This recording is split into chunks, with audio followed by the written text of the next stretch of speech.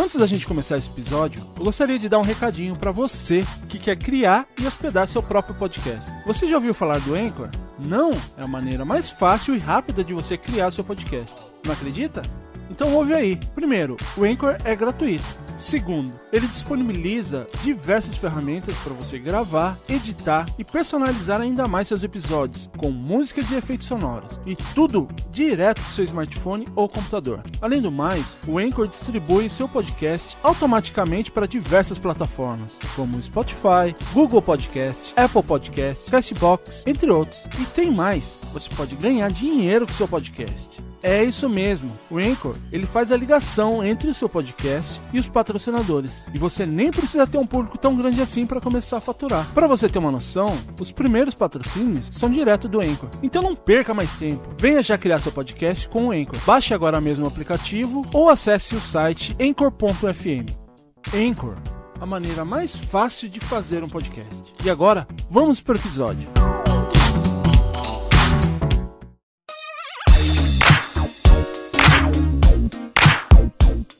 Começa agora, Press Starcast. Ohayou, starteiros! Genki desu ka? Eu sou o Will Cunha, falando direto do Japão para o Press Startcast, a sua audiorevista digital feita do mundo para o mundo. Do meu lado direito, falando também aqui do Japão, Renin. Yo, tadaima, Renin desu. E aí galera, como é que vocês estão hoje? Beleza? Do meu lado esquerdo, falando do interior de São Paulo, o xodó da vovó. Ele é o xodó da vovó. Andrei Cardoso. Salve, salve galera, tudo certo? Vamos lá. E hoje estamos recebendo o fenômeno do YouTube, vencedora do Press Award Japão em 2018 e que muda a vida de muitas pessoas que querem aprender o japonês de uma forma direta e, por que não dizer, de uma forma divertida. Falando diretamente de Nagoya, em Aichi, Fernanda Ando, ou como todos nós conhecemos, a Nanda do Nihongando. Oi gente, tudo bem? Prazer enorme estar aqui com vocês hoje. E não podemos esquecer do nosso suporte técnico, a estagiária robô mais eficiente que eu conheço, Neuza. Ohayou, galera. Eu já estou pronta para Nihonga. Ô Reni, antes da gente ir pra vinheta, poderia falar como que os starteiros podem entrar em contato com a gente? Opa, se vocês quiserem mandar mensagem pra gente, manda pra nosso e-mail, @pressstartcast.com.br ou pelo nosso mural no nosso site pressstartcast.com.br e acessem nossas redes sociais. E você, Andrei, fala aí quais são as nossas redes sociais. Claro, Will, para acessar as nossas redes sociais é só fazer uma busca tanto no Instagram quanto no Facebook por Press Startcast. E no Twitter é só digitar lá @cast_press. Apresentações feitas. Neuza, puxa a vinheta. Deixa comigo, chefe.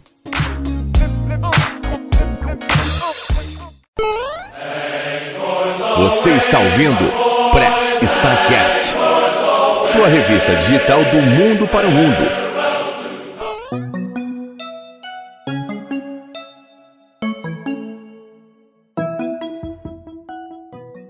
Pra gente começar, eu queria fazer uma pergunta pra Fernanda. Fernanda, quem é a Nanda? Mas já, assim, do início, de começo, quem é a Nanda?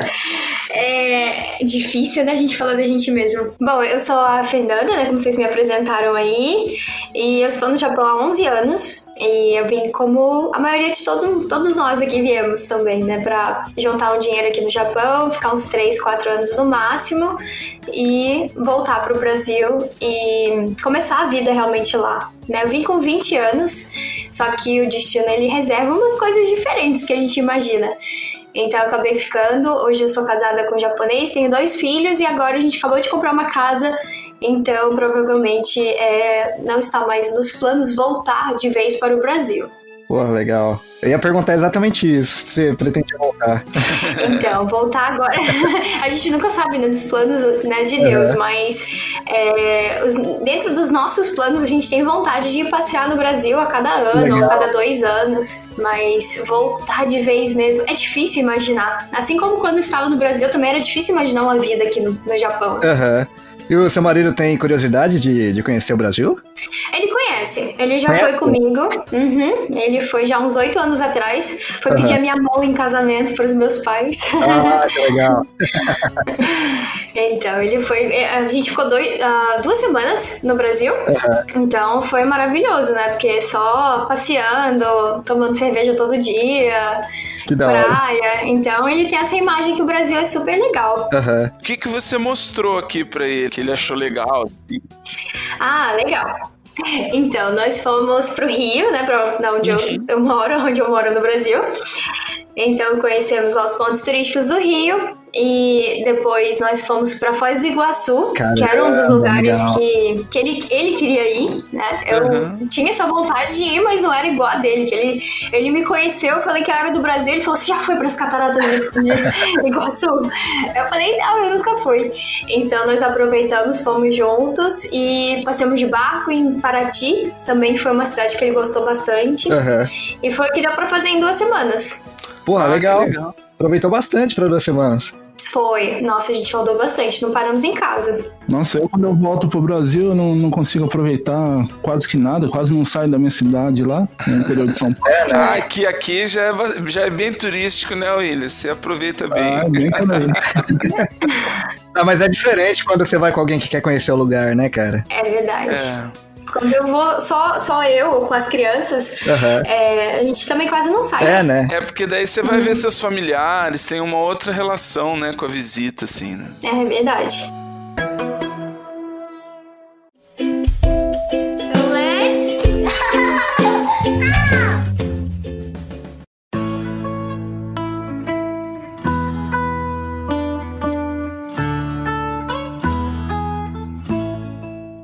Ô Nanda, lá no Brasil, qual que era a sua formação?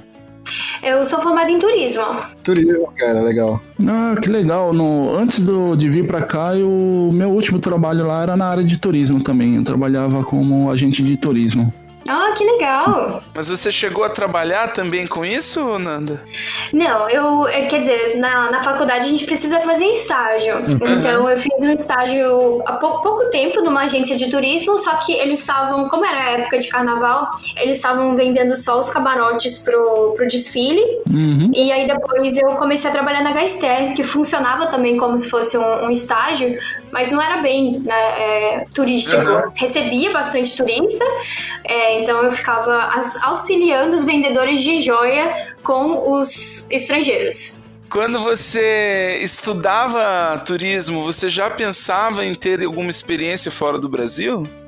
Olha, pensava assim, tinha muitas ideias, porque antes disso, no ensino médio, eu morei 1 ano nos Estados Unidos fazendo intercâmbio, então eu já tinha tido essa experiência de morar fora, então sabe quando o mundo se abre assim, você vê, nossa, eu preciso, né, não vou conseguir ficar morando numa cidade só, eu preciso sair novamente, eu sentia muito essa necessidade, principalmente quando eu voltei pro Brasil, para terminar os meus estudos no ensino médio e começando a faculdade. E na faculdade, como era uma faculdade de turismo, então tinha intercâmbio para vários países ali de trabalho, chegava as férias de verão, lá trabalhar não sei aonde, e os colegas de classe também indo trabalhar em outros países, e como era uma faculdade particular em Ipanema, então o poder, né, o nível social das pessoas era assim, fui pro Havaí semana passada, sabe? Então era um pessoal que tinha bastante dinheiro. Então eu ficava olhando e falei, nossa, que legal, tinha muita vontade, principalmente de trabalhar em cruzeiros, ficar 7 meses no mar. Então tinha muito desse tipo de emprego, eu sempre tive muita vontade, mas nessa época eu já tinha um relacionamento sério, então já começava a pesar um pouco esse negócio de ficar fora muito tempo, então acabou que acabei ficando mesmo só na faculdade e fazendo as viagens da faculdade, mas nacional. E esse intercâmbio, você tava com quantos anos? Eu tinha 16. Caramba, cara, foi bem novinha. É um intercâmbio é mais ou menos nessa idade mesmo, 16, e aí eu fiz aniversário de 17 lá, e voltei, fiquei 1 ano. Que louco. Ficou onde lá nos Estados Unidos? Na Flórida. Na Flórida? A gente tem integrantes aqui do Pré-Startcast que moram lá na Flórida. Tem bastante brasileiro. Lá tem... É bem legal. Além dos Estados Unidos e aqui do Japão, você chegou aí para mais algum outro país? Não, só assim de passagem mesmo. Quando a gente vai pro Brasil, volta, né? Eu sempre paro um pouco. Mas paro assim, na baldeação, né? 7 horas pra conhecer Paris. Então vamos conhecer Paris em 7 horas. Então 7 horas pra conhecer Frankfurt. Então vamos embora. É quase uma gincana, né? Então essas aventuras eu costumo fazer.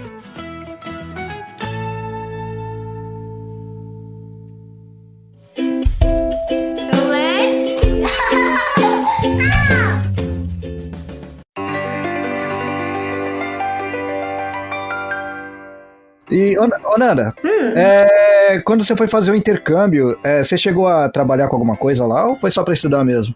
Então, eu fui pra estudar, mas claro que a gente não aguenta ficar só estudando, né? Eu queria arranjar algum baito, né?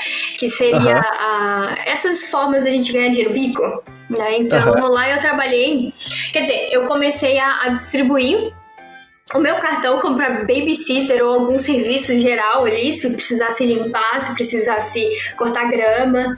E nisso, a diretora da escola viu e ela me chamou, né? Aquele negócio, the principal is calling you.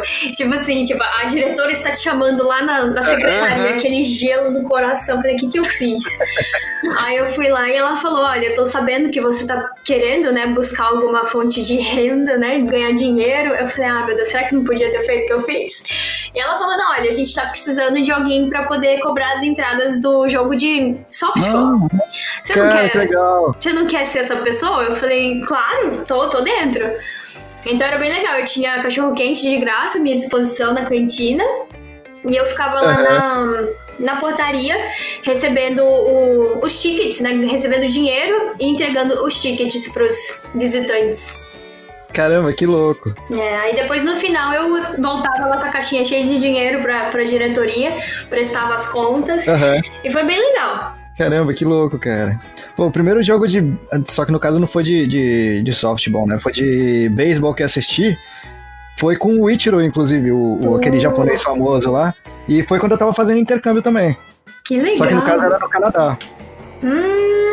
Poxa, e ele já era famoso? Já, era famosaço já. Nossa, que legal. Lá era o pessoal da minha escola mesmo. Saquei. Pô, e que o louco. softball é aquele... como é? Aquele na grama? Tipo um hóquei na grama? Eu não tô lembrando. Errou! Não, é tipo um beisebol, cara. Um pouquinho, com algumas regras um pouco alteradas, o peso da bola é diferente. Tamanho, só tamanho. Tamanho. Ah, tá. Já tô dando um Google aqui, né? Porque hoje em dia a gente pode fazer isso. Em vez de ficar falando besteira aqui. Inclusive as imagens, né? São bem parecidas, né? Só não tem a bolinha amarela. A bola é um pouquinho maior, na verdade, né? Isso. Quando você arremessa, você tem que arremessar por baixo. Ah, tá. Tem essa diferença.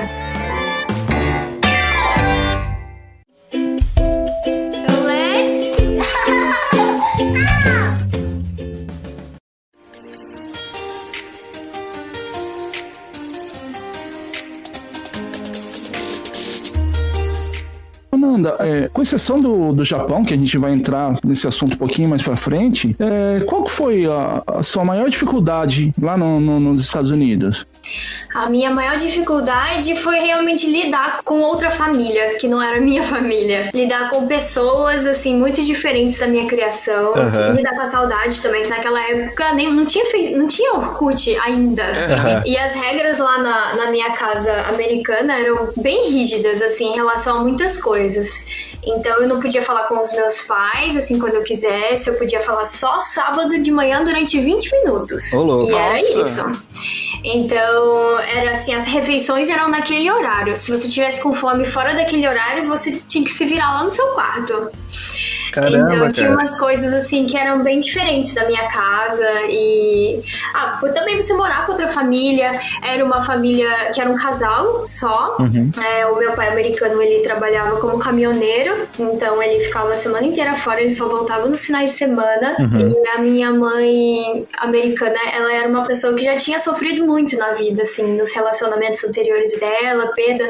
Os 2 filhos que ela teve, né, faleceram quando eram bebês ainda. Então ela tinha muitos altos e baixos, tomava remédio pra tarja preta. Caramba. Então a gente, até eu ia mudar uma vez de casa, porque a gente tinha umas horas que a gente brigava muito e eu tinha que, sabe, me esconder, assim, me esquivar das coisas que ela jogava em mim. Nossa, ô louco. Que isso, gente? Porque entrava quando eu acabava os remédios dela, e ela passava também por muitas dificuldades financeiras.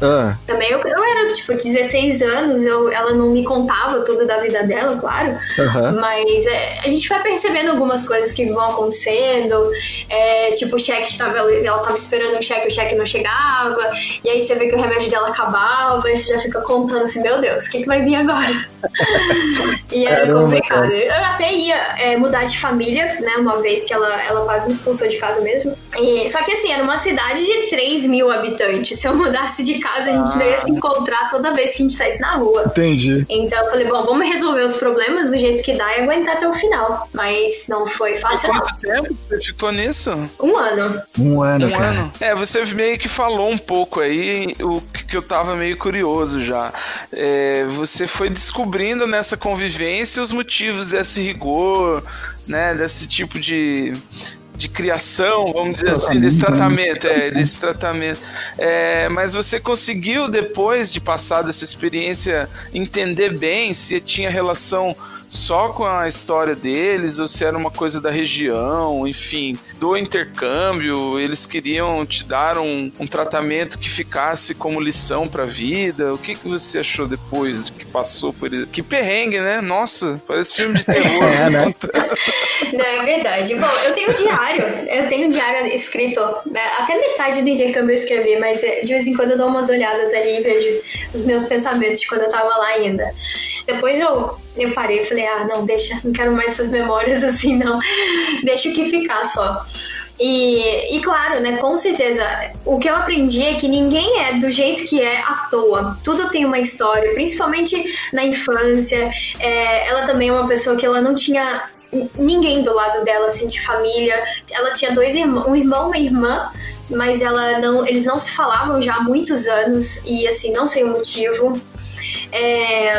Os pais dela já eram falecidos também. Então assim, você começa hoje em dia eu começo a ver até mesmo a grande virtude é você conhecer várias pessoas e tentar, claro, né, na sua perspectiva, entender por que aquela pessoa é daquele jeito. Então hoje em dia eu consigo lidar com pessoas que são grossas comigo, pessoas que agem de várias formas, porque eu consigo ver nessa pessoa, né, que ela pode ter acontecido aquela mesma coisa com ela quando ela era criança, ou alguma coisa ali. Então a gente não é do jeito que a gente é à toa. Então isso foi uma coisa que eu tive clareza muito tempo depois, né? No momento mesmo eu não sentia raiva dela, eu não sentia, né, nenhum repúdio em relação a ela, mas eu sentia tristeza, assim, sabe? Então, principalmente quando foi chegando no finalzinho, que eles começavam a falar sobre a próxima intercambista que ia vir, como eles estavam animados para a próxima intercambista. Então isso me deixou um pouquinho chateada, mas hoje em dia a gente se fala. Que legal. Hoje em dia a gente troca mensagem, não com muita frequência, mas eles mudaram daquela casa onde a gente morava, mas continuam sendo um casal, continuam, né, criando os cachorros, os gatos que eles tinham lá também. Então eu sei que eles são em segurança. Não, pô, legal. E valeu a pena? Muito, demais. É a melhor experiência que você pode fazer para um filho é deixar ele no intercâmbio. Mas, nossa, eu como mãe, agora, eu vou junto pro intercâmbio. Quer fazer intercâmbio, eu vou junto. Mas não é fácil, não. Pra minha mãe foi... A minha mãe não sabe nem da metade que aconteceu. Não posso contar. Minha mãe, coitada. Não pode nem pedir pra ela ouvir, então, esse podcast. Não, essas coisas assim, né? A mãe tem que ficar sem saber. Tadinha da minha mãe, mas ela coração de mãe, né? Não tem jeito. Mas foi bom, foi muito bom. Eu não me arrependo nem um pouco, nem de nenhuma briga, nem de nada, porque tudo foi um aprendizado. E você já sabia inglês quando você foi pra lá ou aprendeu tudo na raça mesmo, por lá? Então, eu tinha muitos e muitos anos de cursinho de inglês. Né? Coitada da minha mãe nesse sentido também, porque ela pagou muito tempo de inglês pra mim. E quando eu cheguei lá, eu percebi que eu não sabia nada. Eu fui reprovada na escola. A escola falou assim, então, você vai começar a estudar aqui, então vem fazer uma prova. Mas, nossa, pensa numa pessoa que, assim, não sabia responder nada. Aí eu só vi que eles estavam conversando com a minha mãe americana e minha mãe falando assim, olha, desculpa, mas eles não querem te aceitar porque você não sabe nada. Mas ela falou, mas pode deixar comigo que eu vou brigar com a escola, você vai começar a ir na escola sim. Eu falei, eu chorando. E foi na época também que veio o primeiro furacão da temporada, então a escola já ficou fechada por conta do furacão e 2 semanas que eu tinha chegado lá e já tinha furacão, já tinha sido reprovado na escola, já tinha tido a primeira briga porque eu comi um pão de cachorro quente e não era pra comer, então foi bem complicado. Caramba. Mas aí tem uma... Pô, mas ela comprou a briga pra você, cara, achei legal isso. Isso que eu ia falar, já começou a mudar um pouco a imagem dela. Que ela comprou a sua briga com a escola, né? Então mudando um pouco. Ela falou que ia dar um jeito, pode deixar que eu dou um jeito. São os altos e baixos. Não, quando ela era amiga mesmo. Ela era legal, assim, da gente sair. Ela falou assim, vamos matar a aula hoje? Você mata a aula, a gente vai no cinema, a gente vai fazer tal coisa. Eu falei, vamos.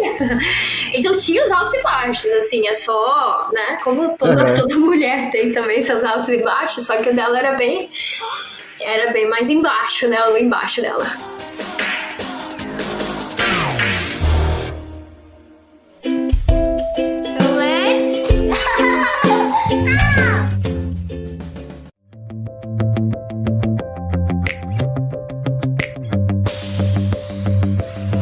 E você disse, né, que você é do Rio, toda a sua família é do Rio de Janeiro.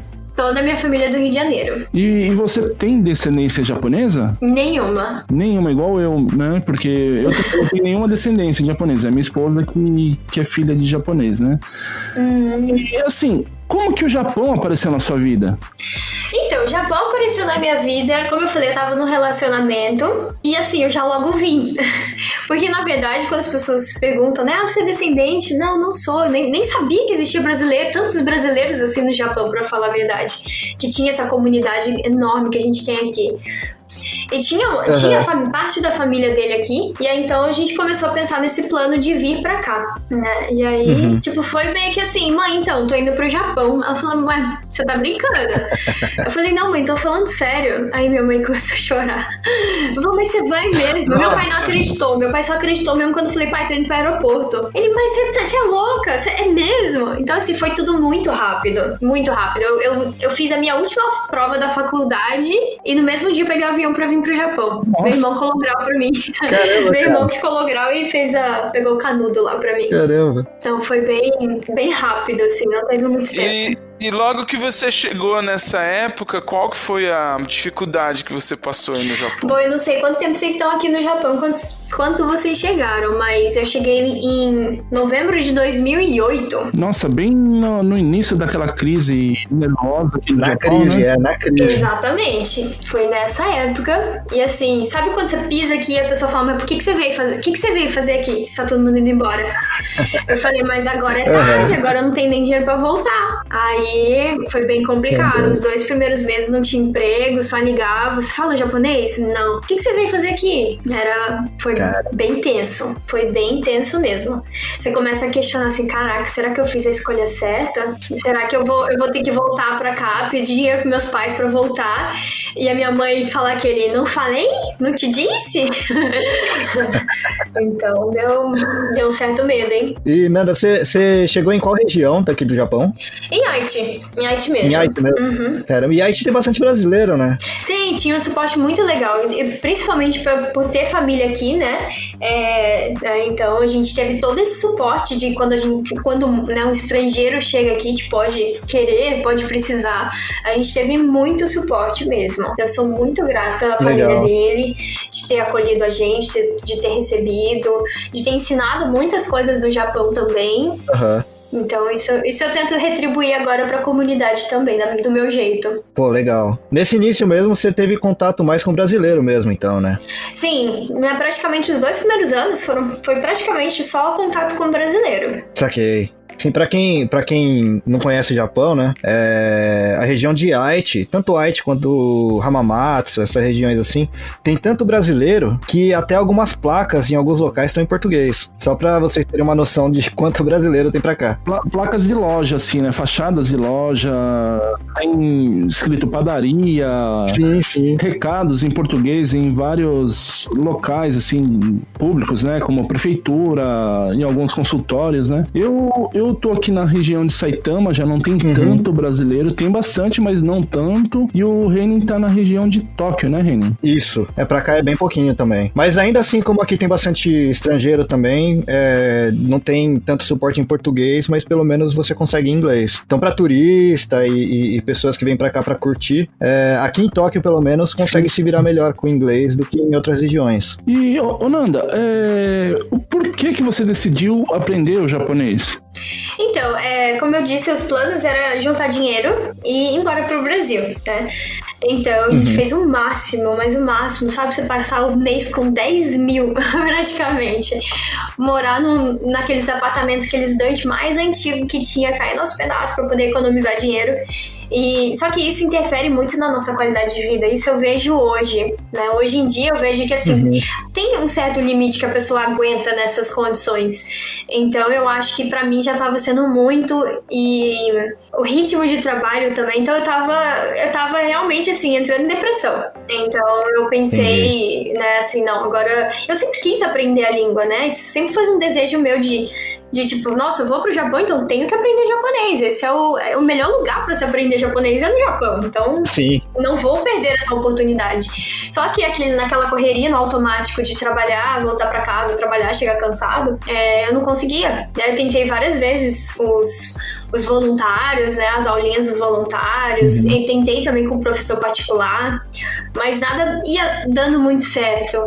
E eu sabia que para você chegar à fluência, você precisa ter consistência, você precisa estar inserido naquele ambiente de imersão. Apesar de estar no Japão, eu estava com a comunidade brasileira, ligando a televisão brasileira em casa, falando português 100% do tempo. A gente precisa sair um pouquinho da caixinha né, daquela caixinha, da zona de conforto que a gente tem, né? Exatamente, senão não tem como, não avança. Eu sabia disso, então eu peguei e falei, olha, já era uma época também que a gente já não tava dando mais certo como casal. Eu falei, olha, me dá a minha parte, você pega a sua, e cada um segue seu rumo. E o dinheiro que eu tinha dava pra entrar, dar a entrada, né, na escola de japonês que eu queria entrar, numa intensiva. Então foi isso que eu fiz. Eu mudei, saí de casa e investi tudo que eu tinha na escola de japonês pro primeiro semestre. Os 2 últimos semestres falei, vamos dar um jeito. E aí que eu comecei, porque eu sabia que eu tinha um tempo limitado, eu tinha mais 1 ano e meio de visto. Como eu não era descendente, eu não ia conseguir conseguir a renovação do visto. Então eu falei, bom, vamos nesse 1 ano e meio, em vez de juntar dinheiro que é super incerto e chegar no Brasil, sei lá, né, e gastar ou ser assaltada ou acontecer alguma coisa e eu não... Porque dinheiro é uma coisa que realmente pra mim é consequência de trabalho, claro, né, mas vem e vai. Às vezes você tem mais um pouquinho, às vezes você não tem tanto. Então eu já passei pelos dois, né? De ter e não ter. Então, pra mim, o conhecimento vale muito mais. Com conhecimento, você faz o dinheiro. Então, eu estava aqui no Japão, eu falei, bom, 1 ano e meio, então é nesse 1 ano e meio que eu vou aprender pra voltar pro Brasil e, sei lá, conseguir uma vaga como tradutora, né? Então, assim, era esse meu pensamento. Cara, muito legal. E você tava trabalhando com o que aqui? Nessa época, eu trabalhei em um lugar só, praticamente, aqui no Japão, que foi no Bom Preço Mercado. Ah, no mercado. Eu atendi, assim, eu atendi no telemarketing, né? Era assim, ai, peraí. Esse mercado, Amanda, boa noite. Era isso. Era em português. Era em português e meu nome era Amanda. Amanda. Mas por que? Você escolheu o nome? Outro nome? Então, o pessoal do telemarketing, a gente costumava escolher outros nomes. É o que a gente chama aqui. Que nem quando eu comecei na área de turismo, eu trabalhava na central também de call center de uma empresa aérea. E é o que eles falam que é o nome de guerra, né? Pra não comprometer, pra não expor o trabalhador para uma perseguição, alguma coisa assim de alguém que queira fazer alguma coisa mal, então ele sempre colocou um nome de guerra, que eles falam na área de telemarketing. Caramba, eu não sabia. Então, quando eu falava com a Judite lá, não era Judite? Judite. Provavelmente o nome dela era Maria. Provavelmente não. Ah, meu Deus. Puxa vida. Então, tá certo. E qual que era a sua rotina de estudo aqui? Quando você decidiu, falou, não, eu vou me dedicar a estudar, não vou trabalhar, vou me focar no estudo. Como que era a sua rotina? Ah, você largou o trabalho pra estudar? Então, no início eu não consegui ainda, né? Eu tinha que trabalhar, então bom, no início do curso mesmo, eu ia pra escola, eu pegava uma motinha, uma cinquentinha, ia até a estação, pegava o trem, andava mais um pouco, chegava na escola, a escola começava em torno de 9h30, e até as 3h pouca da tarde. Aí de lá, voltava, fazia o caminho inverso, ainda tinha que pegar no início ainda pegava ônibus, mas depois eu peguei a motinha e aí ficou mais fácil. E aí eu trabalhava das 4h30 mais ou menos às 10 da noite. E aí depois de 10 da noite, aí que eu ia pra casa, tomar banho, jantar, dormir. Então consegui nessa rotina aí uns 3 meses no máximo, mas eu vi que realmente eu precisava me dedicar à escola, porque você vê que você vai ficando pra trás em relação às outras pessoas da escola. Sim. Porque assim, de morador mesmo, residente do Japão, só tinha eu, na minha sala só tinha eu.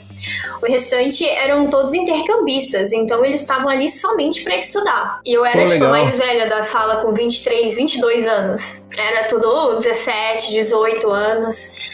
Então, assim, que já tinha uma casa pra tomar conta e tinha que trabalhar, né? Só tinha eu nesse ritmo aí.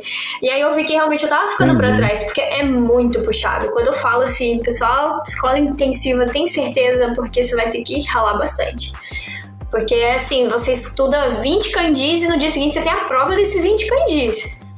E é muita concorrência, assim. Concorrência, assim, em relação à competição entre os próprios alunos da sala. Porque de tempos em tempos você tem o ranqueamento, e dependendo do seu ranqueamento, ou você vai pra baixo, né? Você volta o seu livro, ou você vai pra cima. E quanto mais pra cima, você vai conseguir se graduar num nível melhor.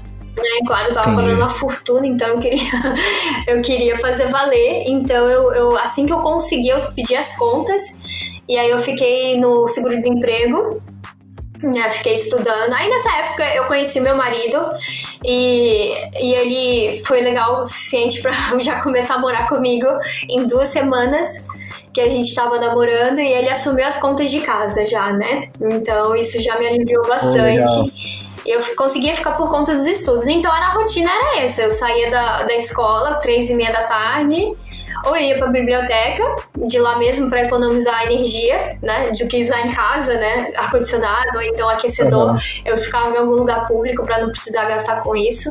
Onigiri, capulame todo dia.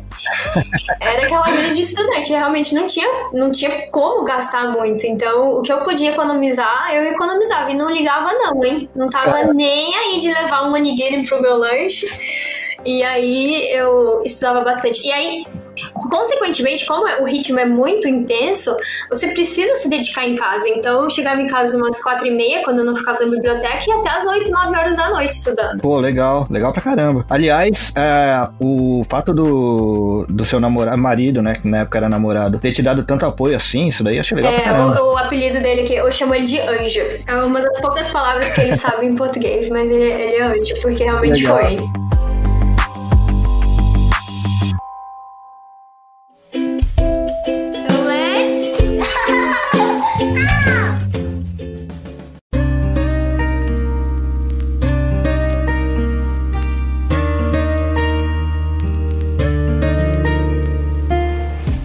Pouco do que eu pesquisei, né, do que eu sei da sua história, você foi do zero, né, do não saber nada, né, do só o high, como a gente fala, né, o high, que é o que a maioria dos brasileiros falam, chefes japoneses, né, até o nível 2 de proficiência da língua japonesa, né? Certo, foi.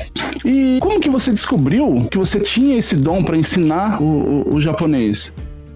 Então, agora vamos passar por essa história aí da prática do japonês. Realmente, quando eu entrei na escola, eles fazem um exame, uma entrevista pra saber o quanto que você sabe, pra eles poderem colocar na sala do mais ou menos o mesmo nível. E eram 11 salas, e eu fiquei na 10ª, porque eu sabia o hiragana e o katakana. Basicamente isso. Uhum. E ali, como eu falei, né, eles iam ranqueando os alunos de acordo com o desenvolvimento, né, no curso, e eu consegui me graduar na 2ª turma. E a 2ª turma já teria o nível de N2 e N1. Mas o N1 realmente estava muito longe pra mim. Era mais pros chineses mesmo, que eles, né, faziam a prova de kanji ali com o pé nas costas. Então, super desvantagem nessas horas. O chinês tem essa vantagem, então? É uma proximidade? Ou não tem nada a ver? A escrita é a mesma. Tem, eles têm muita. Eles não sabem, às vezes, a leitura daquilo, mas você entendendo o significado daquele kanji já te ajuda muito. Então, às vezes, assim, na aula mesmo, a professora falava uma palavra que ninguém sabe aquela palavra, né? Ela escrevia em kanji. Aí o chinês, eu falei, janai, eu aqui, ó. E eu aqui que escrevo em kanji, tá, e que é isso ainda? Não significa nada ainda pra mim. Então, realmente, os chineses, eles tinham vantagem em relação a isso, porém, eles pegavam na parte do compreensão auditiva, né? Então, por mais que eles soubessem bastante kanji, eles precisavam trabalhar mais nessa parte de compreensão auditiva. Uhum. Eu já tinha uma facilidade de compreensão auditiva porque eu já estava falando em japonês em casa, com no caso, o namorado. E aí, então, pra mim, eu pegava bastante nos kanjis. E aí, na verdade, eu reprovei na primeira vez. Era pra eu me graduar com o N2, mas eu reprovei na prova do N2 na primeira vez, porque eu consegui tirar 0 numa questão de múltipla escolha, assim, 30 questões de múltipla escolha, eu tirei 0. Eu não entendi até hoje. Caramba. Como que uma pessoa consegue? Não é possível, não é mesmo? Não acertou nenhuma. Nem aquele chute, assim. Mas então, mesmo chutando 30 questões, você não acertar nenhuma. E assim, eu fiz direitinho na prova. Então, até hoje, nem os professores da minha escola, eles ficaram assim, mas como? Eles ligaram lá pra saber o que tinha acontecido, mas eles falaram, não sei, também, o negócio. Eu falei, tudo bem, né? Eu passo na próxima. E aí eu estudei por conta própria. Nessa época, eu já estava trabalhando como professora de inglês, né? Não de japonês. Né, no caso de ensinar japonês mesmo, é recente. Não tá muito longe no meu currículo. Então eu já estava trabalhando em 2 empregos até, 3 na verdade. Não, 2 e depois eu continuei com outro. E aí então eu passei no N2, né, nessa prova de proficiência. E aí, depois, pra ensinar mesmo japonês, veio só depois que o meu primeiro filho nasceu. Isso aí já, 3 anos depois que eu me formei. Entendi. Até então, você dava aula de inglês pra japonês mesmo ou era pra brasileiro? Ou os dois? Eu comecei dando aula pra brasileiro, numa franquia, né? Numa franquia dessas de escola de inglês. Mas, na verdade, eu tinha muita vontade de trabalhar com criança, ensinar crianças. Legal. Então, eu tava trabalhando ali, ganhar um pouquinho de experiência, conhecer um pouquinho, né, mais desse mundo, porque era a minha primeira experiência em ensinar inglês também. E aí, então, eu apliquei pra uma vaga de emprego temporário. Era pra trabalhar 1 mês numa escola internacional, que eles têm os programas de verão, né? Eles têm um currículo ali do ano inteiro. E aí eles têm um programa de verão. E aí eles precisam de professores extras nessa época. E aí foi justamente, calhou de ser assim, olha, a gente tá super precisando de uma pessoa. Você vai ter um treinamento, e aí você já começa a dar aula, e durante esse 1 mês a gente vai te avaliar, e de repente se você for efetivada, né, e tal. Eu falei, beleza, né, que bom, muito obrigada. Era exatamente isso que eu tava precisando. Até mesmo pra eu saber se eu ia gostar também, né, de trabalhar com criança. E aí foi muito legal. Mas foi, assim, o mês mais cansativo da minha vida foi aquele mês, porque não é fácil você entrar numa sala de aula com 10 crianças de 2, 3 anos com nomes japoneses, né, que até então não eram comuns, né, pra mim, memorizar nomes japoneses com gêmeos ainda na minha sala. Então, assim, quem que é quem, e decorar aquelas musiquinhas do Hello, e como é que tá o tempo lá fora, a musiquinha dos dias da semana. Então, assim, pensa numa pessoa que teve que passar a madrugada inteira ouvindo música infantil pra poder já começar no dia seguinte já ensinar aquilo. E era uma escola, assim, que o nível era muito alto das crianças. Então, a gente tinha que falar sobre as constelações, planetas, para uma criança de 3 anos. Caramba! Então, o nível era bem alto. E isso saindo de lá e trabalhando até de noite nessa franquia brasileira.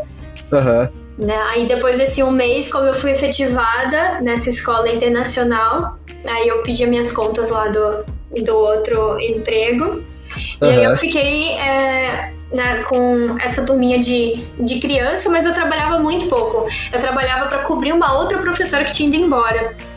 Entendi. E aí os próprios professores me indicaram uma outra escola para dar aula para adultos à noite. Então eu tinha essas 2 escolas. Eu trabalhava de manhã com as crianças e à noite com os adultos. Que louco, metodologia, essas coisas todas, eles que passaram pra você. Muita experiência. Na verdade, quando a gente trabalha com criança, a gente tem uma metodologia completamente diferente para poder lidar com os espasmos ali de atenção, de você se reinventar, ou de você ter, assim, 5 minutos que você não estava esperando, mas você acabou tendo, o que fazer nesse período. Então, toda essa parte de improviso, eu fiquei muito boa nisso, dando aula pra criança mesmo, né? De você ter que se virar com o que você tem ali e tem que dar conta, porque os pais são bem bem severos em relação a isso, né? Do professor ali tá passando conteúdo e tá terminando no horário certinho. Então a gente era vigiado assim o tempo inteiro.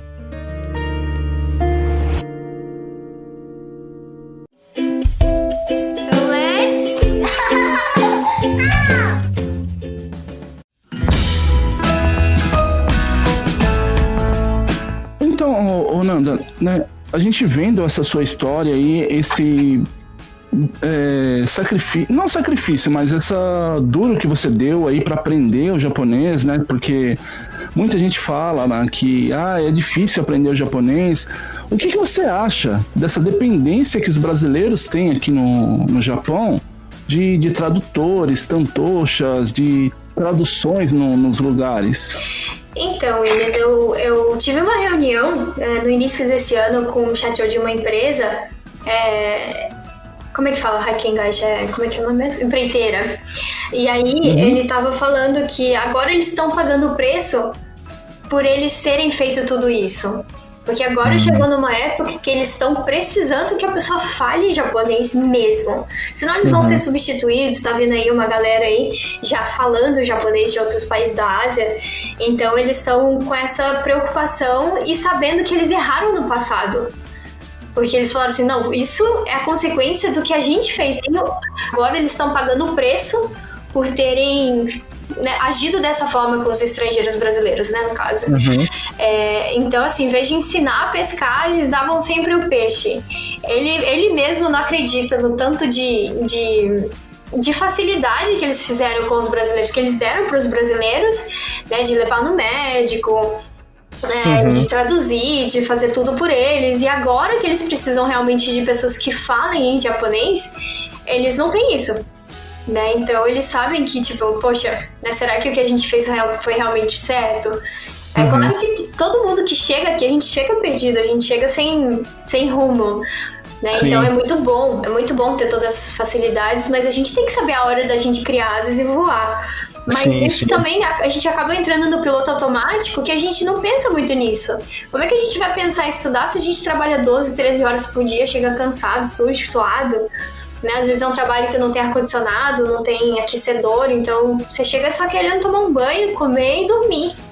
Então, assim, tem os dois lados da moeda, né? Então, assim, não dá pra saber onde foi realmente que houve o erro, mas eu acho que sempre o tempo de consertar é agora. Então, eu acho que se o pessoal realmente começar a mudar essa chavinha dentro de que japonês é difícil, japonês é impossível, se eu não aprendi até agora, então não aprendo mais. A gente tem que, primeiro de tudo, mudar isso na nossa cabeça. E depois, sim, começar realmente a aprender o japonês, tipo, ter uma relação com a língua japonesa diferente. A gente teve bastante contato com outras nacionalidades trabalhando no mesmo local que a gente, né? E realmente eles tinham um tratamento diferente, vamos dizer assim, pelo tipo de visto que eles pegavam, né? Por exemplo, muito pessoal do Vietnã tinha que fazer prova mensal para manter o visto, né? De japonês. E antes deles embarcarem pro Japão, fazendo parte mesmo da parte parte do visto, eles faziam pelo menos 1 mês de aula de japonês antes de vir pra cá. E é uma coisa que a gente não tem, né? O brasileiro, no caso. É verdade. Ajudaria muito. É verdade. Ei, Nanda, genki desu ka? Genki desu. Kerote fazer uma pergunta. Pode fazer? 3人のバカがいつになったら日本語で話すようになるでしょう。なれるよ。彼かはどんな風に学ぶことができるでしょう。毎日しっかり勉強した方がいいと思います。Ô Neuza, o que você tá falando aí que a gente não tá entendendo aí? Olha, a Neuza já aprendeu japonês, hein? É que, na verdade, a Neuza, ela é japonesa. Ela tá aprendendo português. Sou eu kotoka. Mas o que você tá falando aí, ô Neuza? なんえなだ、ね、なんだ、えこいざで目になす。É isso aí, Neuza, é coisa de menina. KKKKK.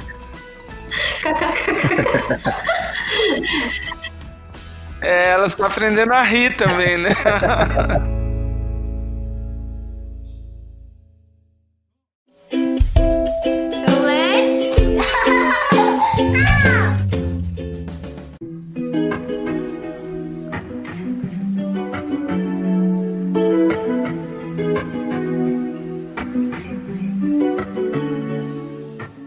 Brincadeiras à parte, como que começou essa ideia do Nihongando com a Nanda? Então, o Nihongando, ele na verdade, ele começou a partir de um grupo de WhatsApp. É um grupo que eu entrei que eu tinha acabado de ter meu filho aqui no Japão, me sentindo super sozinha, sem a minha família aqui, sem saber como fazer, o que fazer com o neném também.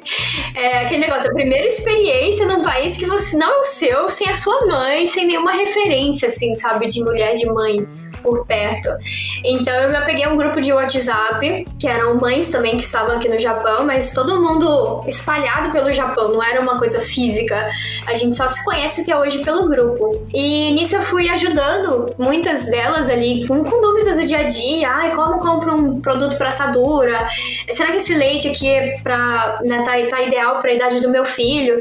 Então essas dúvidas, assim, eu fui ajudando elas. E aí uma delas falou, olha, eu queria muito continuar com o meu japonês, porque parece que ela fazia alguma coisa antes de ter filho.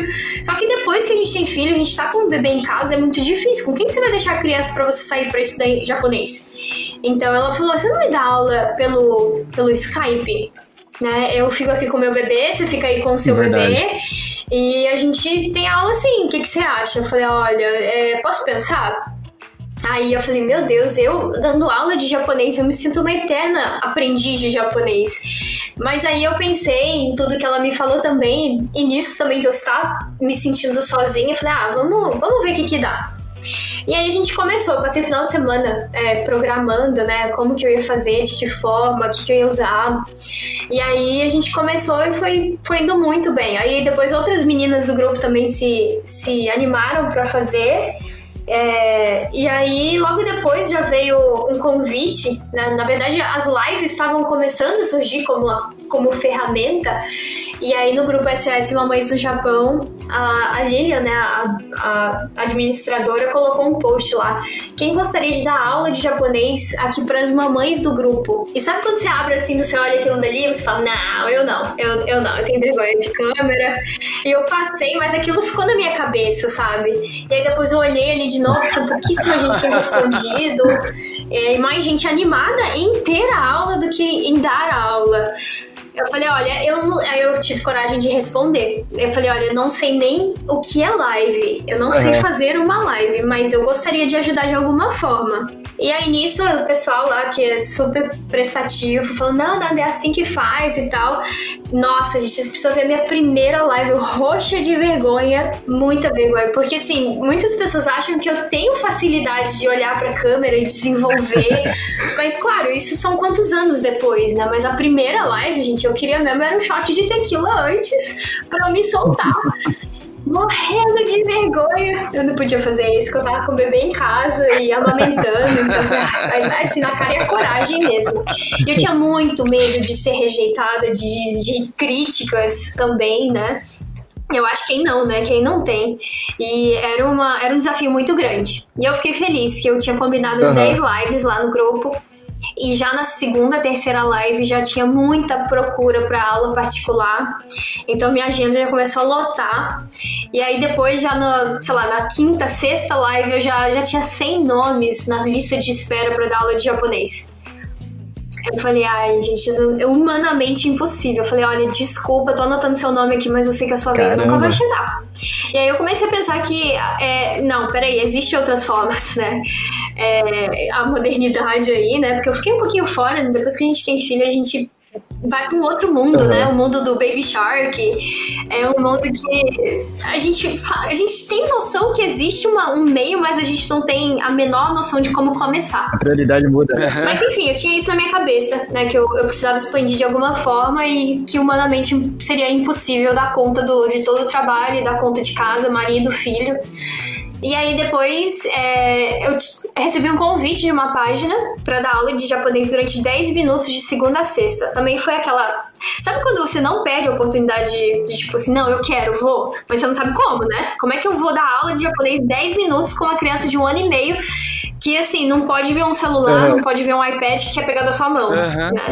Então, não foi fácil. Quem já me acompanha aí no YouTube no início sabe que o Caio estava ali o tempo todo, eu negociando o iPad dele ao vivo, negociando o iPad, eu repetindo as frases, o Caio tá repetindo junto comigo, e tiveram vezes que eu precisei parar, dar atenção pra ele e voltar depois, porque... E, assim, recebi muitas críticas também, né? Como que você deixa o seu filho aí tá aqui dando aula de japonês? Falei, gente, são 10 minutos por dia.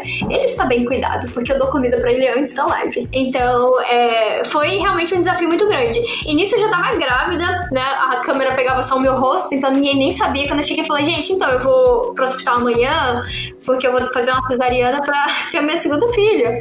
E daqui a uma semana eu volto. Então, foi mais ou menos assim. Aí, depois disso, aí eu já comecei a ter um auxílio mesmo de uma equipe pra poder colocar um formato no curso online. Então, eu tive todo esse apoio no início, assim, de como formar um curso online, como fazer. Então, isso tudo eu tive um apoio muito grande. Porque senão, realmente, não seria capaz de fazer. Legal. Pô, e só pra falar, assim, eu tô assistindo as aulas, as primeiras, também. E, cara, seu filho ali não me incomodou, não. O pessoal tá chiando com pouca coisa, acho, hein? Não, então, é uma pequena parcela. É claro que a gente fica com os comentários ali que doeu, a gente ainda fica com aquela marca, né? Mas com certeza os comentários positivos eram muito maiores. Ah, justo. Deixa eu só complementar isso, que era uma coisa que eu via como uma objeção. E, nossa, é como se eu estivesse trazendo meu filho pro trabalho, sabe? Eu tinha essa sensação, eu não me sentia 100% à vontade com a presença dele ali, mas era o que eu podia fazer naquele momento. E muita gente, pelo outro lado, viu uma inspiração naquilo. Né? Falando, nossa, se a Nanda tá ali dando o melhor dela com o filho pequeno, eu estou aqui com meu filho pequeno também, por que eu não tô fazendo nada? Por que eu falo que eu não tenho tempo pra estudar, sendo que a Nanda tem tempo pra fazer os slides, que gastava 5 horas por semana pra fazer aqueles slides, e ainda dá aula lá de 10 minutos. Então isso serviu como uma inspiração pra muitas mulheres, isso nem passava na minha cabeça, mas hoje em dia eu não me arrependo nem um pouco de ter feito o que eu fiz, assim, do jeito que eu fiz, porque faz parte da nossa história, né? Então, hoje em dia, muitas vezes as pessoas me associam a essa imagem de estar com os filhos junto, fazendo vídeo, né? Pô, eu acho legal, cara. Na verdade, inspira até o homem também. Que assim, às vezes a gente acha que tá ocupado demais pra fazer alguma coisa, e aí serve de inspiração também pra gente... Pô, é o que você falou, são 10 minutos, né? Dá pra separar 10 minutinhos pra dar uma estudada? Dá, não dá? É isso mesmo. 10 minutos que você tem uma consistência diária, você já sai um pouquinho da sua zona de conforto, você já consegue ver um pouquinho ali de avanço no que você tá fazendo. E outra, né, Nanda? Olhando pelo lado daquelas pessoas que reclamavam, eu até entendo, porque, assim, eles pagavam milhões, né, pra poder ter essa aula com você, e você também, com isso que você recebia, você comprava sobrava pelo menos mais umas 5 horas no seu dia, né? Então só o seu dia passava a ter 29 horas, né? Então era diferente pro pessoal, né? Olha, me falaram isso. Por que você não contrata uma babá? Tá vendo? Dava pra contratar uma babá, né? Com essa grana aí. Aí eu falei, caraca, se eu contratar uma babá por 10 minutos, sendo que no Japão não tem essa facilidade de ter babá. Né? Eu vendo, achei até... Era uma proximidade com quem tá assistindo, né? Eu não sei, depende do ponto de vista de cada um, mas acho legal, uma coisa espontânea, né? Uma proximidade mesmo, pô. A pessoa tá lá, tá ensinando com os perrengues da vida, do dia a dia, e eu pelo menos quando vi, achei legal. Inclusive, aproveitar aqui, um dos vídeos que eu assisti é você contando a sua história, né? E me chamou muita atenção as diferenças culturais que você colocou, né? Principalmente em relação ao seu relacionamento com um japonês, com a família dele japonesa. Conta aí pra gente como que é, o que você viu dessa diferença, como que era no seu dia a dia, e também relacionado a essa questão da maternidade, né? Tem muitas mães brasileiras, você nesse grupo, por exemplo, de WhatsApp, devia ter contato com isso, né? Dessas diferenças, as mães brasileiras com essa culpa de não poder cuidar dos filhos, como que é a diferença em relação às mães japonesas, você teve esse contato? Sim, bom, quando eu tive o meu primeiro filho, que eu comecei a ter amizades, tanto do lado brasileiro, né, voltei a ter amizades com o lado brasileiro, e também com outras mães japonesas, né, que eu passei aí em grupos de mães, que a gente podia levar as crianças pra brincar, e você acaba puxando assunto, e tendo amizades, e saindo, e viajando junto com essas outras mães. Então eu tive essa experiência dos dois lados. E realmente você tem um relacionamento... Bom, primeiro de tudo, você tem um relacionamento entre duas pessoas, já é um desafio muito grande. Acho que não importa a nacionalidade. Já fui casada com um brasileiro, sei que também tem as suas diferenças ali, que são coisas que a gente tem que lidar no dia a dia. E com o japonês, claro que tem um agravante, né? A gente não pode negar que tem um agravante de cultura aí no meio, né? De muitas coisas mais a fundo. Então, realmente, é um aprendizado diário. Hoje em dia, eu ainda me pego, assim, surpresa com algumas coisas que acontecem. E assim, nossa, não sabia disso. Sim. E ele também, não é porque ele é japonês que a gente já pode colocar ele num estereótipo, assim, que japonês é desse jeito. Porque ele é um japonês que diferente. Ele tem a personalidade dele também, potencializada em algumas áreas, né? Então, realmente é um aprendizado diário, assim, de coisas que a gente faz no dia a dia, de ações que a gente tem no dia a dia, que a gente precisa dialogar bastante. E pensar, olha, eu acho isso. Ah, não, mas eu acho outra coisa. Então a gente sempre tenta chegar no meio termo aí do que é melhor pra gente, pras crianças. Isso aí como eu falei, é diário. A gente sempre tem discussões assim de eu acho isso, ele acha outra coisa. Né? E a gente entrar no consenso. Diálogo justo. É tudo. Diálogo, comunicação. Né? Sempre. E uma coisa que eu aprendi é você não achar que a outra pessoa está achando aquilo. Se você tem um problema, você pega e fala, né? Isso é uma coisa que eu aprendi, assim, de achar que ele tá pensando uma coisa, ou pra mim aquilo ali é óbvio. Ele que me ensinou isso. Ele falou, olha, pra você, óbvio é uma coisa. Pra mim, óbvio é outra coisa. Então, se você não acha o óbvio pra outra pessoa, né? Então, assim, tudo tem que ser realmente falado. Olha, mas por que você fez isso? Né? Mas por que você agiu dessa forma? Não pra você questionar, mas pra você tentar entender o que passou pela cabeça daquela pessoa e fazer aquilo dali. E é bem como você colocou antes, né? Independente da diferença cultural ou de línguas, isso é comum para todos os relacionamentos, né? Entre irmãos, entre pai e mãe, entre chefes. Não fique tentando descobrir o que eu tô achando. Pergunta, fala o que você sente, fala o que você quer saber, né? É comunicação em geral. E fala também, uma coisa, né? Também que me chamou... E fala também, né? Porque ninguém lê mente, né? Exato. Uma coisa que eu achei muito curioso que você contou nesse vídeo que eu assisti é que, inclusive, os meus amigos do Japão aí já me deixaram atualizados quanto a isso, que os japoneses têm o hábito, né, os homens, maridos, saem com os amigos deles, sem as esposas, e as esposas saem com as amigas sem os maridos, né? E aqui no Brasil isso é muito estranho. As pessoas, você vai sozinho, sendo casado numa festa, as pessoas perguntam, por que a sua esposa não veio? Eu falo, não veio porque ela não quis vir, né?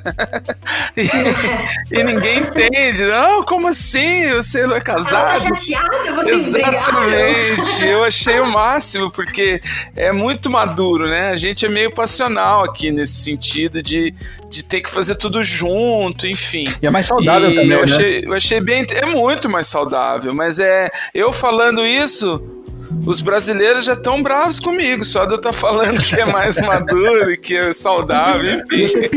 Né, Andrei, do que você tá falando, né? Que nem, querendo ou não é, assim, tão comum, mas é um pouco mais aceitável o homem sair no Brasil para ir beber com os amigos, mas aqui no Japão também é normal as mulheres saírem para beber com as amigas, né? E isso que no Brasil também não é bem...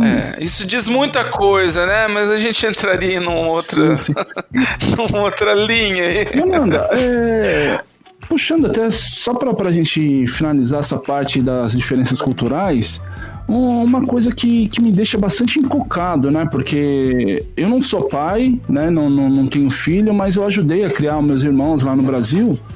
E uma coisa que me chamou muita atenção aqui no Japão, principalmente no inverno, por que as mães deixam as crianças de colo sem meia naquele frio? Então, aqui em casa, você pode ter certeza que as minhas crianças sempre usaram meia, mas na hora de dormir, o marido tira as meias das crianças. Isso também no hospital, eles falaram que o pé, isso eu vou falar a explicação que me deram. Depois eu volto pra essa parte do frio das crianças sem meia, tá? Então, lá na maternidade eles já falam que o pé, ele vai ajudar a controlar a temperatura do corpo. Então, se você agasalha muito o pé, isso vai interferir nesse balanço aí da temperatura do corpo do bebê. Então, eu já vi também na televisão falando isso, que é legal você dormir sem meia. Mas no frio, eu durmo com meia. E se meus filhos quiserem dormir com meia, eles dormem. Mas se o pai quiser tirar a meia e eles concordarem, eles tiram também de boa. Agora, em relação a ficar sem meia no inverno, você sair com a criança com aquele pezinho de fora, eu também já vi muito. Isso nunca aconteceu com os meus filhos. E eu já procurei resposta pra isso também. E algumas fontes dizem isso também, né? Que em relação à criança de estar com esse controle da temperatura, mas eu também já trabalhei em creche aqui no Japão, creche japonesa, e lá a gente tirava as meias das crianças por questão de segurança delas não escorregarem e baterem com a cabeça. Então, assim, aí a gente, eu não sei dizer exatamente, assim, se na escola ali era por questão de segurança e não por outra questão. Meu filho, ele usava uma meia antiderrapante, então ele ficava com meia, porque eu ficava também, então eu deixava ele com meia antiderrapante, mas as outras crianças, eles tiravam as meias sim. Já dizia a Chiquinha que ficava doente porque molhava os pés, ó. Pra quem lembra de Chaves. Boa referência. Se tá no Chaves é verdade, cara.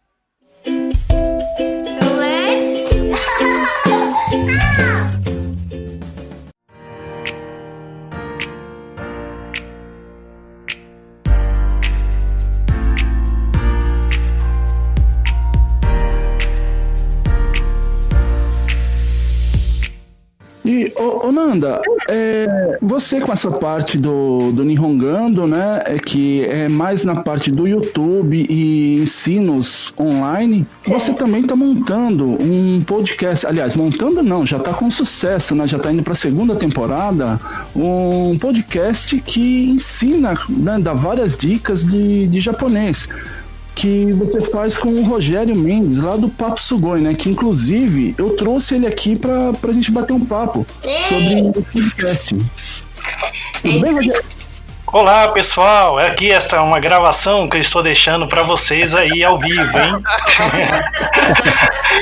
Pegadinha do malandro. Aqui entrei de intruso. Cheguei aqui, vi a porta aberta e entrei. Falou de podcast, estou aqui. Boa, Rogério. Seja bem-vindo. E aí, cara, como é que você tá? Beleza, ótimo. E vocês aí? Tudo ótimo, tirando esse calor. Aqui tá tudo sempre bem. Vocês estão falando de calor, falem por vocês aí, tá? Porque aqui no Brasil eu tô com 2 meias e um cobertor. Cara, você não faz ideia da inveja que eu tô de você agora, cara. Pessoal, eu vou pedir, né, aproveitar a presença do Rogério aqui também, que vocês falassem um pouco do Sugoi Nihongando. Quem começa? Bom, quem pergunta fala. Eu vou me adiantar então rapidinho. A Nanda foi uma das minhas primeiras entrevistadas lá no Papo Sugoi. E ela já escutava podcast de idioma, e a gente, por coincidência, escutava o mesmo podcast de japonês, que é um episódio, aliás, é um programa em inglês, mas que ensina japonês. E a gente comentando, conversando, e ficou essa semente plantada, vamos dizer assim, nas ideias da Nanda, de um dia a gente poder gravar um podcast, que é um sonho meu também, né? Acho que de tanto ouvir esse podcast de ensinar japonês, eu queria também participar, só que eu não tenho tanto conhecimento em japonês para ensinar alguém.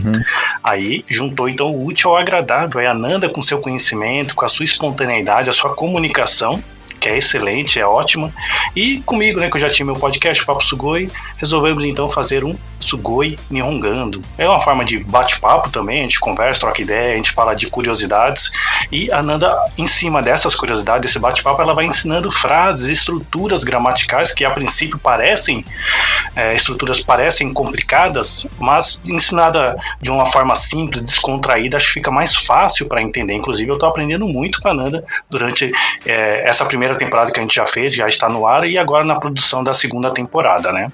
Isso é um profissional falando, né, cara? Fala a verdade. Não é? Você leu o texto muito bem, Rogério. Ai, não é segredo. Não engasgou nenhuma vez. Não, Rogério é muito bom. Realmente, assim, não teria uma pessoa melhor para poder fazer uma parceria e fazer um podcast, porque realmente ele é o carro-chefe do Sugoi Nihongando. Imagina. E eu que estou ali meio que, né, Rogério? Eu governo a site, bom. Eu tô sempre ali. Além das minhas atividades com o Nihongando, né, fazer esse podcast realmente estava nos planos, mas sabe aquele sonho distante, mas assim, quando a gente começa a falar com o Rogério, não, vamos colocar já isso em prática, já vamos soltar a primeira temporada, já vamos produzir a segunda, então é uma pessoa que realmente a gente se deu muito bem, tanto nas gravações, mas quanto na organização também do podcast, e se depender só de mim, gente, não ia ter podcast. Mas sabe uma coisa legal da Nanda, que eu acho que eu nunca falei pra ela, né? A Nanda é uma pessoa, sério mesmo, eu me surpreendi.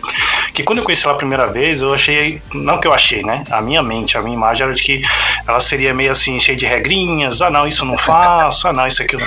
A Nanda, ela topa tudo, até as ceninhas que a gente faz no começo, que a gente faz todo episódio tem ali 10 segundinhos de um diálogo encenado, né? Então a gente é um momento de encenação, né? Um sketch, eu ator e ela atriz, e é da hora que ela topa tudo, assim, sabe? Ela, não, bora, vamos fazer isso, coloca isso aqui, isso aqui fica legal, ela dá risada, e isso acho que deixou mais, assim, leve, né? O trabalhar com ela, né? Que pra mim era uma grande responsabilidade.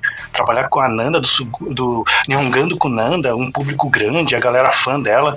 Falei, eu tenho que corresponder à altura, né? Mas foi até mais fácil do que eu imaginei trabalhar com a Nanda. Que bom saber, Rogério. Eu vou confessar uma coisa agora, né? Que nem os meus chefes são japoneses, eles não estão ouvindo, né? Mas que nem no meu trabalho, na verdade, a gente não pode utilizar fone de ouvido, essas coisas, né? Mas eu dou uma tocadinha no fone de ouvido ali, e eu ouvi todos os episódios do Sugoi Nihongando. E o legal é que às vezes no setor que eu trabalho é só eu, né? Eu fico sozinho ali, eu e Deus, e de vez em quando um funcionário ali da sessão, mas que tá na parte da linha, eles entram ali, né? E o legal é que às vezes vocês tocavam em certos assuntos e eu já pegava ali, dava um pause no celular ali e ia para aquele japonês ali que eu tenho um pouco mais de intimidade, né? Que a gente já tá fazendo um pouco mais de amizade, e perguntava da forma que vocês falavam. E isso me dava essa sensação de, nossa, que legal, mais uma coisa que eu aprendi, porque eles respondiam, né? Que legal que você tá aprendendo, tá estudando japonês, né? Porque eles sabem que eu não tenho a fluência. Eu praticamente não sei nada de japonês, né? Então tô aprendendo bastante com isso daí e usando esse tempo que é um tempo relativamente curto, né? Para mim seria o ideal um podcast ensinando japonês aí de umas 2 horas fácil por episódio, né? Mas acho que esse foi um dos objetivos nossos também. Quando eu conversei com a Nanda, eu me coloquei na posição de uma pessoa que, por exemplo, não saberia nada de japonês e até tem aquele preconceito, um medo de começar a aprender, falar, puta, gramática, verbo, a gente nem em português sabe direito, imagina em japonês, né? Então acho que com isso, pegando essa temática, acho que para quem sabe bastante japonês, talvez não tenha tanta utilidade, mas aí também a gente pensou nisso, por causa das curiosidades que a gente coloca. Tem muita coisa que a gente conversando, descobrindo. A Nanda, por exemplo, às vezes foi uma experiência que ela tem justamente que ser casada com um japonês, mas a cada dia ela é surpreendida com novas curiosidades que o Japão proporciona. Até eu também, que eu tenho 20 anos de Japão, todo dia eu falo, caramba, olha, eu não sabia disso, olha que interessante isso na cultura japonesa. Então, mesmo para quem saiba japonês, ouvir o podcast vai acabar dando essa parte de entretenimento, né? E para quem não sabe, do zero, vai começar a se interessar e quem sabe a querer fazer um curso mais intenso, a aprender mais, né? E aonde que o pessoal consegue ouvir esses podcasts? Bom, é muito fácil, né? Tem gente que fala onde eu assisto, né? Meu irmão mesmo perguntou onde eu assisto. Eu falei, não, o podcast você não assiste, você escuta, né? A pessoa ela pode ir lá no Spotify, para quem tem Spotify, ou no próprio iPhone, no aplicativo nativo do iPhone, tem lá o iTunes, acho que tá podcast na verdade, né? Clicou ali, digitou Sugoi Nihongando na pesquisa, já vai sair. E tem o site e o aplicativo Anchor. O aplicativo ele é bem sugestivo, é bem legal também. Você pode enviar áudios para os programas que você escuta, né? Pode mandar sua mensagem de áudio também. A gente até vai começar a usar alguns áudios de pessoas que mandam mensagens. Então fica bem facinho. O jeito mais fácil, vai lá no Google, colocou Sugoi Nihongando, já vai aparecer um monte de lugar que dá para ela ouvir. É bem fácil. E tem também o site. É no Google que aparece. Exatamente. Fora as redes sociais da Nanda, as minhas redes sociais também do Papo Sugoi, a gente sempre coloca alguma postagem ali relacionada ao podcast. E para você, starteiro, a gente vai deixar na descrição desse episódio todas as formas de contato e onde você pode ouvir tanto o Sugoi Nihongando quanto assistir ao Nihongando com a Nanda.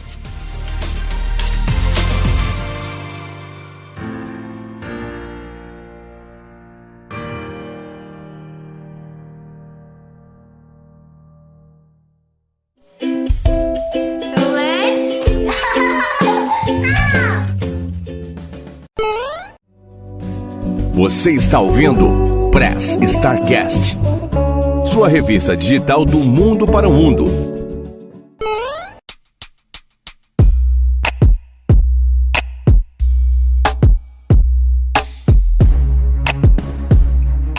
Bom, pessoal, vocês viram aí que esse papo foi bem interessante, como diz o Rogério, né, foi bem sugoi. E eu gostaria, então, que, pra gente finalizar, como sempre, né, eu queria começar com você, Andrei, para que você deixe as suas considerações finais e o tchau pra galera. Bom, gostaria de agradecer aí a Nanda, né, foi uma conversa muito bacana, com muitos assuntos, né, essa história toda, a história de luta mesmo, os desafios que ela teve, as escolhas que ela fez, são muito interessantes e servem até de exemplo. Agradecer também aos ouvintes, né? O Rogério que chegou aí no finalzinho, dizer que eu tive aí uma aula não só da questão da língua, né? Que é uma especialidade, ela é uma professora agora, mas também em relação à cultura. Eu que estou no Brasil, sempre fico muito curioso em relação às diferenças culturais e aprendo muito com essas conversas. Um abraço a todos e até a próxima. Rogério, você chegou aí por último, mas nem por isso é menos importante, né? A gente sabe dos compromissos que a gente tem pela parte de trabalho. Eu vou pedir que você também deixe aí as suas considerações. Primeiro, agradecer pela sua presença e pedir que você deixe as suas considerações finais e o tchau pra galera. Opa, obrigado. Eu que agradeço aí fazer essa participação rapidinha aqui, surpresa, né?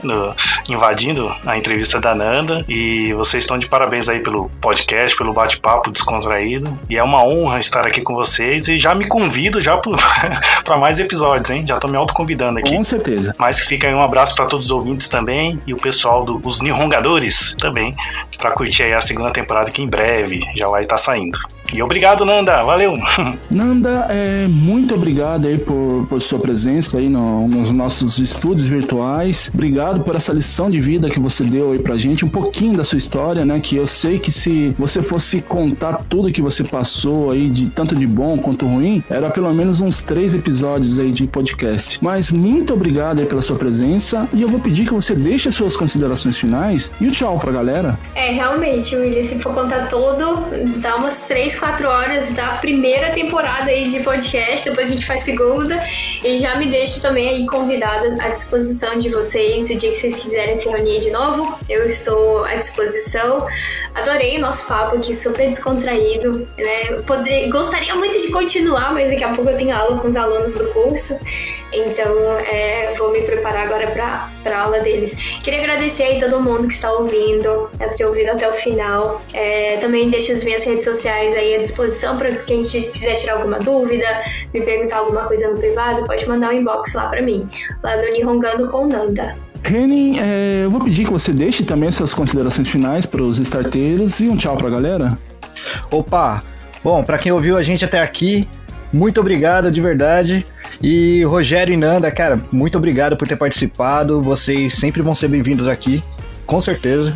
E pra galera daqui do Japão que precisa aprender japonês e tá meio sem tempo, cara, os episódios são curtinhos, são muito fáceis de entender, lá do Sugoi Nihongando, do YouTube mesmo, lá com a Nanda. E, cara, 10 minutos são o quê? 3 miojos. Você faz um miojo e o tempo de você comer, você assistiu e estudou um pouquinho, tá ligado? Manda ver, melhorem sua qualidade de vida aqui no Japão. E é isso aí, valeu, abraço aí pra vocês. Eu também vou deixando as minhas considerações finais, né, tomando as palavras do Reni aí com minhas também.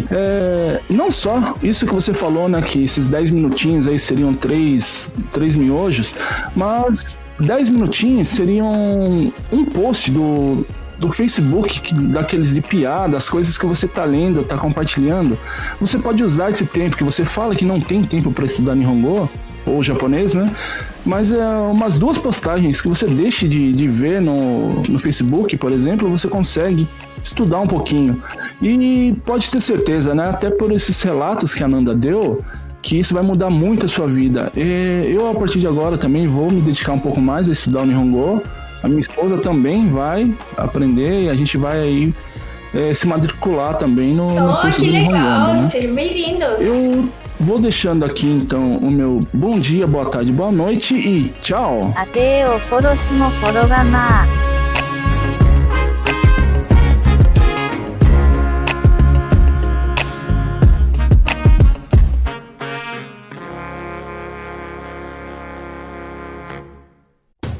Que pena! O programa já está acabando, mas não fique triste. Logo, logo tem mais uma edição do Press Starcast novinha para você. Siga nossas redes sociais. Press Starcast.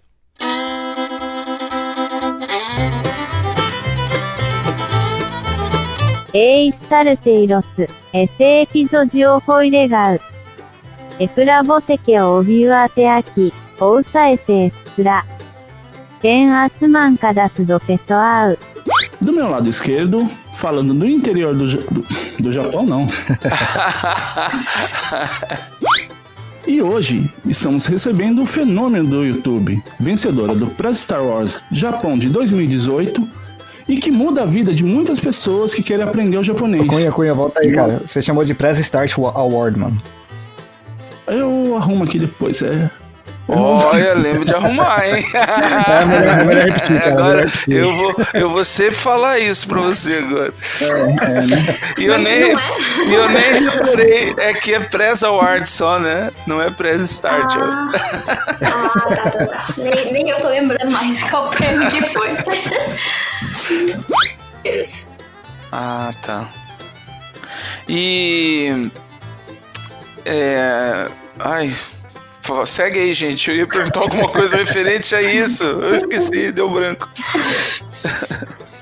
E, que nem assim, isso que você tava falando. Lembrei, posso? Desculpa. Cara. Aprendi um pouco da sua história, né? Que nem você foi do 0 até o nível 2 de esqueci a palavra. Proficiência. Proficiência. Oi? Cortou pra mim. Só foi do 0 Ainda bem que até... cortou. Cortou. Ainda bem que cortou, porque eu falei errado. Tá bom. エントンエイソ、アテオコロシモコロガマー。さよなら